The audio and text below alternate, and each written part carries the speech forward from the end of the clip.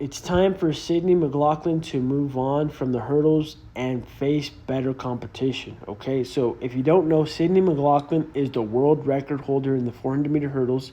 She is the GOAT. She's a two-time Olympic champion and a world champion, six-time world record holder. So there's nobody coming close to her, okay? And right now would be a perfect opportunity to jump ship and chase other dreams, establish a legacy in other events to potentially one day be the greatest female track athlete of all time. And the time is now because look, right now in the 400-meter flat, there's women that could challenge Sydney McLaughlin. Paulino has beaten Sydney McLaughlin in a Diamond League before. We have Sawaid Naser, who is the third fastest woman of all time, Paulino the fourth, and you have Kazmarek from Poland. All of these three ladies have something in common with Sydney McLaughlin. They can run in the 40-second range of the 400. How many women in the hurdles are running 48 in the open 400? Anna Cockrell is not coming close to that. Femke Bol maybe, but we've never seen her do it. But that's about it. Everyone else from the semifinals, from the repechage rounds, or any other country, they're not running 48 seconds in the open if they're running the hurdles, okay? All the top elite sprinters in terms of 400 are running the open flat, not the hurdles. So if Sydney McLaughlin wants to prove that she's the best ever, she needs to beat Paulino, beat Sawaid Naser and Kazmarek in a final. In fact, I think Sydney McLaughlin can run under 47 seconds, and two other women can as well, Naser and Paulino. So I want to see that matchup and see if Sydney McLaughlin is all that. I want to see if she's as great as people believe, because we have never seen her been tested before. She hardly races in the Diamond League, and when she does, she usually beats everyone because everyone's not peaking.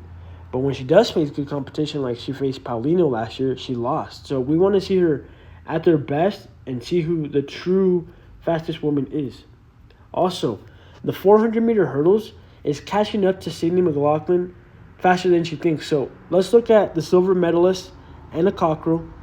She's a good sprinter, but she's not elite.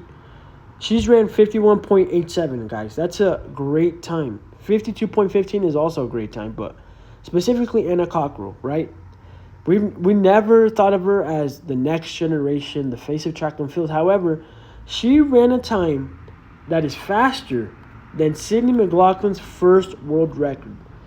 2021 Olympic trials, 51.90.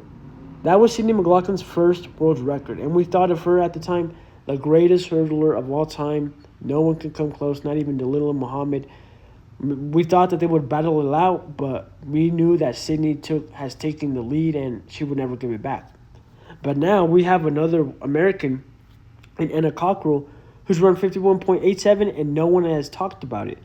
The gap is closing in this event, and the dominance from Sydney McLaughlin, I think, is a bit overrated. She is the only woman right now in the hurdles that can run a 48 or 47 400. So by default, no one's coming close.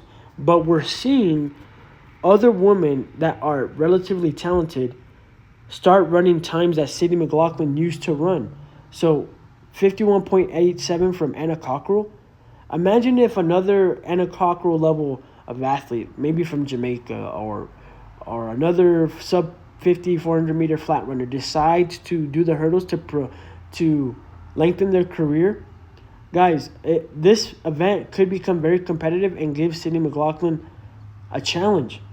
But I don't think that's good for her legacy. It's better to just leave as the dominant champion who has never lost, who has no one close to her feet.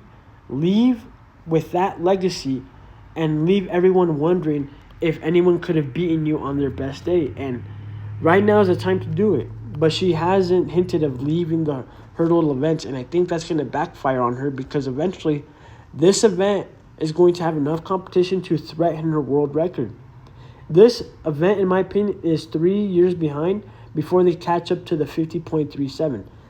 You know why? Because 3 years after her first world record, we finally see somebody else besides Femke Bol and Dalilah Muhammad beat her first world record, 51.87. So Anna Cockrell was 3 years behind. What about other more talented sprinters, like from the 200, like a Jenna Prandini, who is always good, but her career is mid. She's not doing well. What if she transitions to the hurdles, or Abby Steiner, another talented sprinter? What if all these talented short sprinters decide to go to the hurdles to get an easy Olympic qualifying position and then get a medal at the Olympics? Because everyone knows that this event, even though it has Sydney McLaughlin and Femke Bol, it's still a trash event. This is where the non-talented or the B-tier sprinters go to perform and have a career when they can't compete in the open flat. Everyone knows this. So, Sydney McLaughlin, it's time to leave. You've done everything you can in this event. Go take on the real competition. Go take on Paulino. Take on Sawa Naser. Take on Kazmarek. All of these ladies have run 48 seconds. Are there any other women? Oh, don't forget about Price from Jamaica.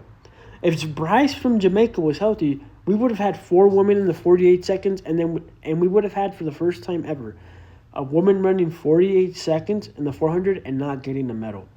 That's how fast the women of the 400 flat are today. So, Sydney McLaughlin, go use your talents, beat this competition, and if you can beat them, then you are literally the greatest woman who has ever ran track and field, in my opinion, because these are crazy times by these two, Naser, Paulino, Olympic record.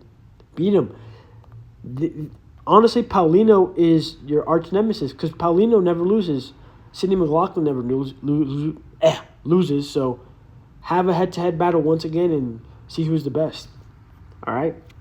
So, yeah, leave the graveyard. That's what we call the 400-meter hurdles. That's what Aaron Brown calls it.